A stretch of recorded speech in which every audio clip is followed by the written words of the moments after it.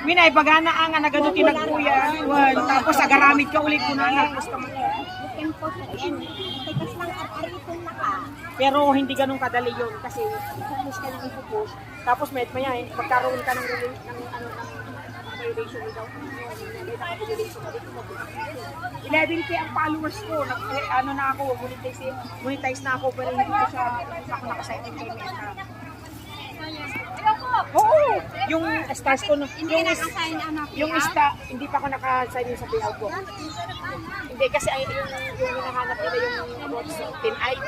Ang daming anik-anik din ang hinahanap. Pero ba't yung Tin ID, pwede daw muna ngayon dito yung passport ko, sabi nila. Alam mo yung $100 may stars ko, hindi ko rin na-payable na siya ngayon.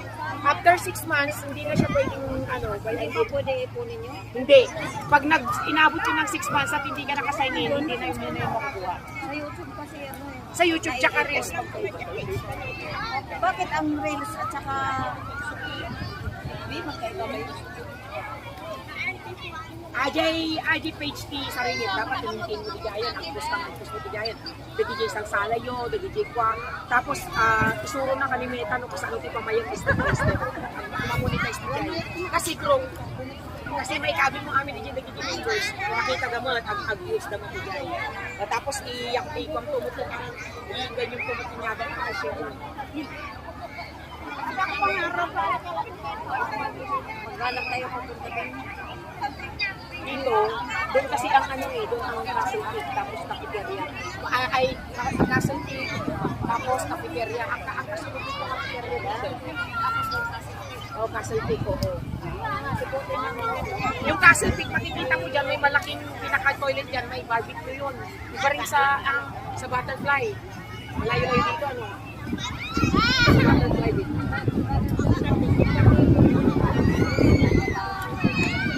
Tawanan na, sipikat na kay kami ni Marcos.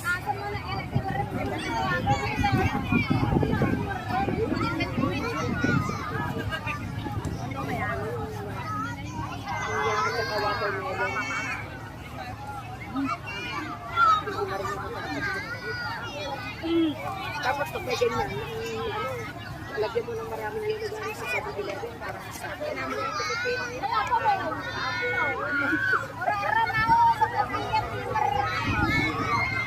ay, nung Lantern Festival, di ba? Nandito rin kami dahil sa mga dito talaga. Kasama ko yung mga kami. Oo, may tent kami. Masarap dito mag-overnight.